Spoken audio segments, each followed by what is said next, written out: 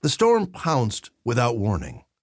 One minute the fishing trawler was scudding along under clear night skies, and the next pummeled by fierce winds and high seas beneath churning black clouds.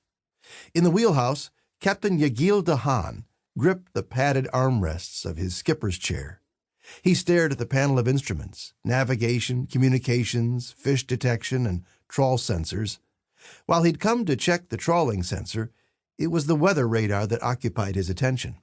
The instrument showed no indication of clouds or wind, let alone a storm. Dahan rubbed his bearded chin that showed a disturbing amount of gray. "I'm getting too old for this," he said. Yagil Dahan had inherited the twin trawlers David and Bathsheba from his father when he was 39 years old, and for nearly 3 decades had managed to put food on the table for his wife and son and 2 daughters. But these last 3 years, the family fishing business had struggled to stay afloat. An increasing number of corporations with larger boats and modern equipment were mercilessly cutting into his profits. Then, a month ago, the Department of Fisheries had enacted new conservation fishing bans that would limit the number of months he could work. But the worst blow came last week, when the David's engine gave up the ghost and had to be towed to port. He didn't have the money to repair it and was down to 1 ship. And now he was going to have to replace Bathsheba's weather radar. How was he going to do that and pay the crew? Already he'd lost 4 seasoned crew members to the corporations. "Sorry, Yagil," the departing crew members said, "but the bigger boats are offering more money and benefits, and a man's got to take care of his family, no?" Which left him with what? Zalel, his wife's good-for-nothing younger brother.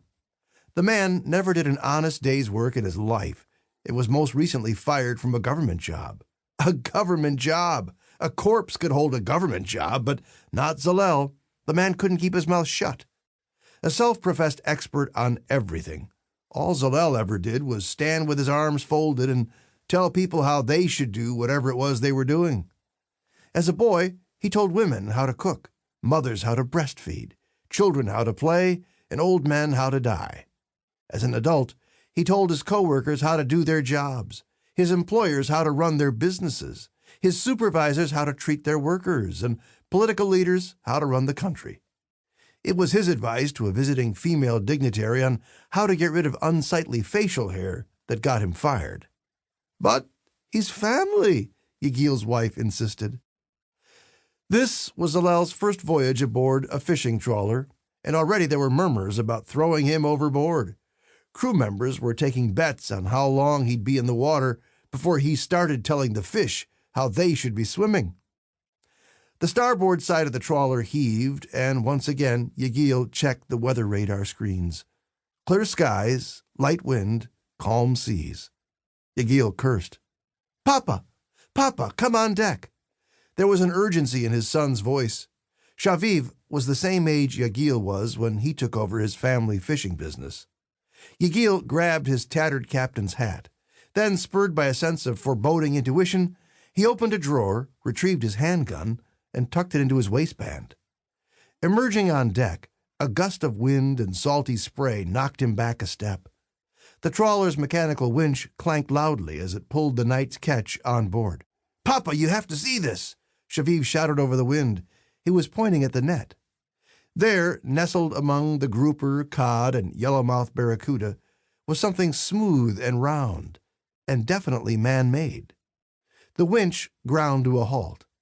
Under normal conditions, the crew would be cutting the bottom of the net and spilling the catch into the hold. To the man, they watched the captain's progress as he made his way along the port side under the eerie glow of ship's lights. "Look, Papa!" Shaviv pointed at the net. "There! There! And there! 3 of them!" The burnt-orange bulge of clay jars, ancient from the look of them, stood out among the restless mass of gray fish scales. "Treasure, Papa!" Shaviv said.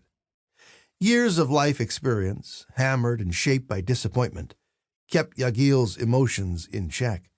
Still, he couldn't help but wonder, could it be that his luck was about to change, and that on this God-forsaken night good fortune would favor him?